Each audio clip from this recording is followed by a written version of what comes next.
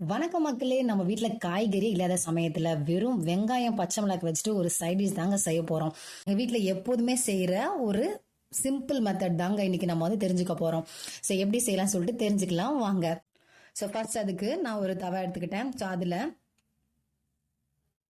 ஒரு 3 table spoon அளவுக்கு எண்ணெய் வந்து ஆட் பண்ணிக்கலாம். ஸோ எண்ணெய் நல்லா சூடானதும் ஒரு 1/2 டேபிள் ஸ்பூன் அளவுக்கு கடுகு, உளுத்தம் பருப்பு, கடுகு நல்லா பொரிஞ்சதும் தேவையான அளவுக்கு வந்து பாத்தீங்கன்னா கறிவேப்பிலை. சரி, இதுல நான் ஒரு 8 வெங்காயம் வந்து எடுத்துக்கிட்டேன். ஸோ உங்களுக்கு எத்தனை வெங்காயம் வேணுமோ அத்தனை வெங்காயம் வந்து பாத்தீங்கன்னா நார்மல் சைஸ் வெங்காயம் வந்து எடுத்துக்கிட்டேன். ஸோ அதை நீட்டா கட் பண்ணி அதையும் பாத்தீங்கன்னா நம்ம ஆட் பண்ணலாம். ஸோ உங்க வீட்டில் ஏதாவது குழம்போ இல்லை கிரேவியோ செய்யறதுக்கு பதிலாக நீங்க இது போல செஞ்சு சாப்பிடுங்க. ரொம்ப ரொம்ப டேஸ்டா இருக்கும். ஸோ என்னடா ஆனியன் தானே, ஆனியன் பச்சை மிளகாய் வச்சுட்டு இவ்வளோ அருமையா செய்ய முடியும் பாத்தீங்கன்னா ரொம்ப டேஸ்டா செய்ய முடியுங்க. இந்த வெங்காயம் எல்லாம் பாத்தீங்கன்னா எண்ணெயிலேயே நல்லா வதங்கட்டும். ஸோ ஒரு 2 நிமிஷம் போல நல்லா வதக்கிடலாம்.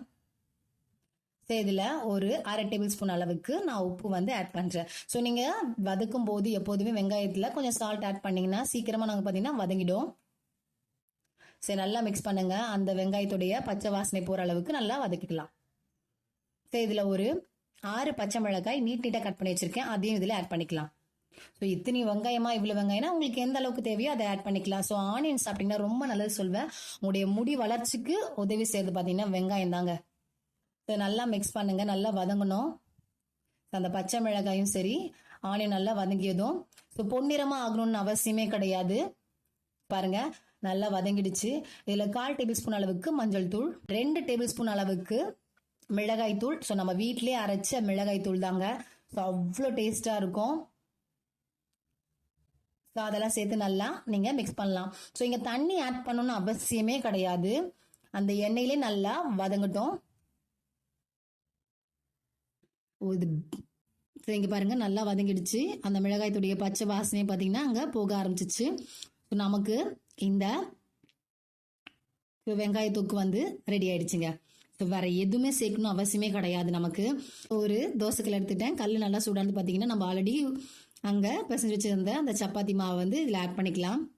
ஸோ சப்பாத்தி மாவு பாத்தீங்கன்னா ரொம்ப சாஃப்டா இருக்குதுக்கு கொஞ்சோன்னு பாத்தீங்கன்னா 2 டேபிள் ஸ்பூன் அளவுக்கு பாத்தீங்கன்னா நீங்க வந்து எண்ணெய் வந்து ஆட் பண்ணலாம், ஆர் நெய் கூட நீங்க ஆட் பண்ணிக்கலாம். ஆட் பண்ணி நீங்க நல்லா பிசைஞ்சிட்டு ஒரு 1/2 hour அந்த மாவு அப்படியே வச்சீங்கன்னா ரொம்ப ரொம்ப சாஃப்டா வருங்க. வேற ஏதாச்சும் ஆட் பண்ணணும்னு அவசியமே கிடையாது. ஸோ ஒரு நிமிஷம் தான், அங்க சீக்கிரமா வந்து பாத்தீங்கன்னா சப்பாத்தி எல்லாமே ரெடி ஆயிடும். சரி, நம்ம எடுத்துடலாம். ஸோ இது போல மற்றதையும் நான் வந்து போட ஆரம்பிச்சிடலாம். ஸோ ஒரு சப்பாத்தி எடுத்தாச்சு. அதுல 1 டேபிள் ஸ்பூன் அளவுக்கு நான் வந்து பட்டர் வந்து ஆட் பண்றேன். ஸோ பட்டர்லாம் வேணான்னு நீங்க ஆட் பண்ணவே தேவையில்லை. It's not necessary. ஸோ இதுல எங்க வீட்டில் எப்போதுமே இந்த சப்பாத்தியில பாத்தீங்கன்னா இந்த ஆனியன் மட்டுமே வச்சு சாப்பிடுவோம்.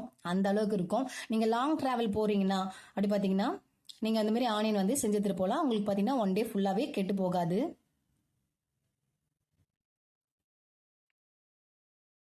ஸோ இந்த சப்பாத்தி நடுவில் அந்த ஆனியன் வந்து நம்ம வைக்கலாம். ஸோ வச்சுட்டு இதே போல நீங்க ரோல் பண்ணிக்கலாம். ஸோ இந்த ஆனியன் வந்து பாத்தீங்கன்னா இதுக்கு மட்டும் தான் யூஸ் பண்ணலாம். பாத்தீங்கன்னா கஞ்சி கூட சாப்பிடலாங்க. கஞ்சிக்கு நீங்க இதே போல ஆனியன் வச்சு சாப்பிட்டீங்கன்னா வேற லெவலில் டேஸ்டா இருக்கும். ஸோ உங்க வீட்டில் நீங்க செஞ்சு பாருங்க. பிடிச்சிருந்தா லைக் பண்ணுங்க, ஷேர் பண்ணுங்க, கமெண்ட்ஸ் பண்ணுங்க. தேங்க்யூ.